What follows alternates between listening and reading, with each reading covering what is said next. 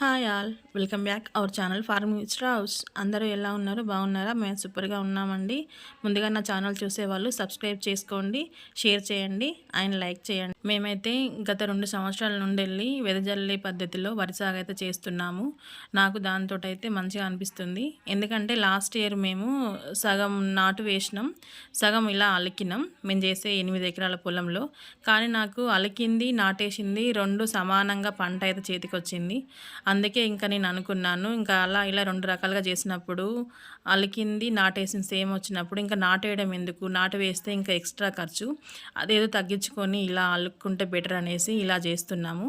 దీనికైతే మనం ముందుగాలు మంచిగా భూమిని అయితే నారుమడి చేసుకుంటే ఎలా మనం వీల్స్ దొక్కించి సమానంగా జంబ కొట్టుకొని చేసుకుంటామో అదే పద్ధతిలో దీనికి కూడా చేసుకోవాలి. మడి అయితే ఖచ్చితంగా సమానంగా ఉండాలి.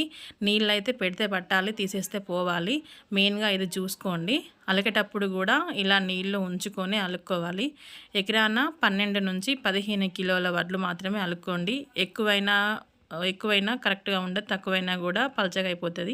అందుకే ఈ క్వాంటిటీ అయితే మెయింటైన్ చేయండి. చూడండి మేము అలుకుతున్నాము. నిన్నైతే దీనికి సూపర్ ఉన్ని యూరియా కలిపి మందు జల్లి ట్రాక్టర్ అయితే దొక్కించి జంబు అన్నీ కొట్టించి పెట్టుకున్నాము. ఇవాళ అలుకుతున్నాము. మీ ఇష్టం అండి, మందు ముందే వేసుకోవచ్చు, లేకపోతే అలికినాక కూడా వేసుకోవచ్చు.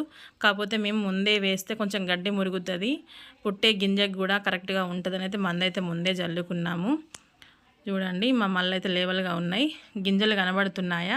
అక్కడొకటి పడ్డది అంటే మనం నాటేసేదానికంటే ఇంకొంచెం దగ్గరే పడుతుంది.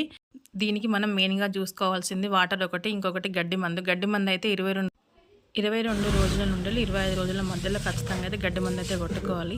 సరే మరి సమజైనట్టుంది, ఉంటామా?